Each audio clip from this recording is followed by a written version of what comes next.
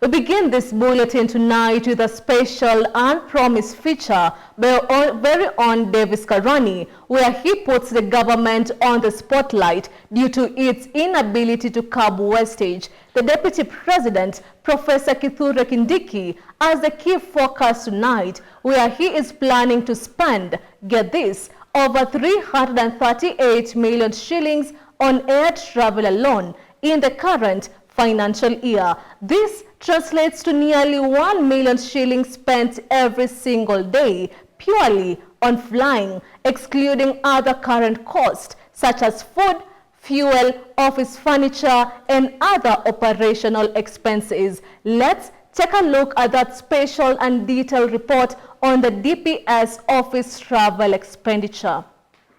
I, KITURA Kindiki. Ni fire si fire, ni noma si noma.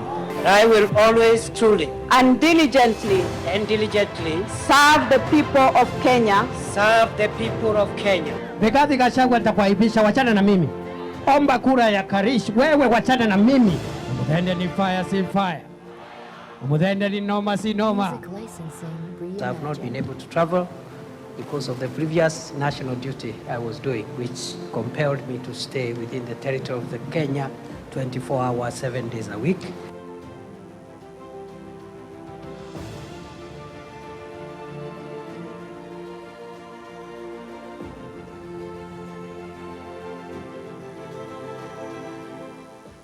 Professor Abraham KITURA Kindiki in 2025 has been in the air, flying in high-speed jets aircrafts, moving from one destination to another, both locally and internationally. It is evident that the bottom-up economic transformation agenda is not just a slogan. For immediate further austerity measures to reduce expenditure, starting with the Office of the President, the entire presidency, and extending to the entire executive arm of government. Operational expenditure in the presidency be reduced to remove allocations for the confidential fort, reduce travel, hospitality, purchase of motor vehicles, renovations, and other expenditures. This will cover the entire presidency and also the executive arm of government. Between July last year and June this year, the Office of the Deputy President plans to spend 338 million shillings on air travels alone. The figure submitted by the Deputy President's Office to the government's electronic procurement system EGPS, which shows that out of the amount, 150.2 million shillings is allocated to the helicopter services, 144.05 million shillings to commercial flights, while 44.57 million shillings has been set aside to chartered aircrafts.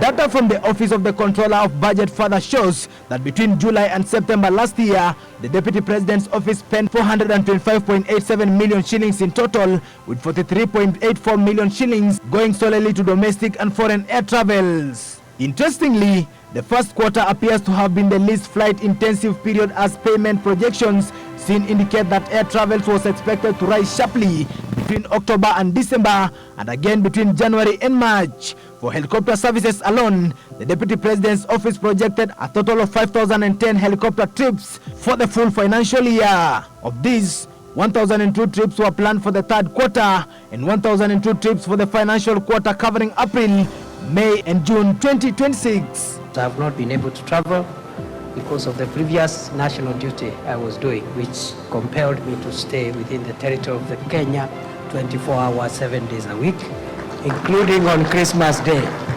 I'm the only person who for the last 2-3 years have not been able to even go on Christmas.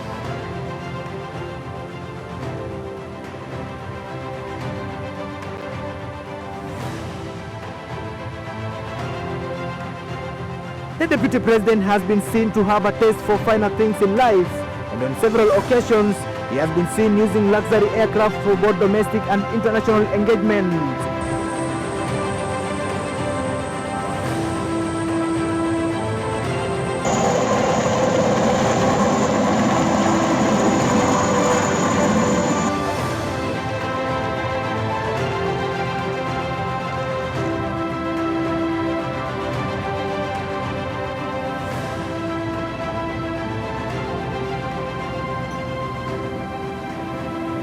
November 2024, just days after assuming office, Professor Abraham KITURA Kindiki traveled to Botswana to attend the swearing-in of President Duma Boko, flying aboard a Rolls-Royce powered Fokker 70, an aircraft comparable to Kenya's official presidential jet.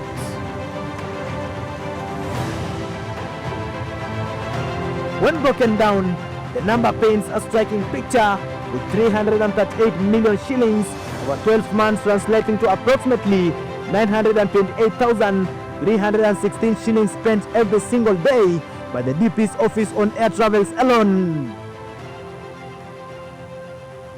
With the cost of living rising high, the Executive Office of the Deputy President spends 1 million daily on air travels alone. When he came to address the public after the Gen Z took to the street in June 2024, President William Ruto promised to cut the cost of living and reduce government expenditure. What happened to this promise? It is a question that only time will tell. Davis Karani for GBS News.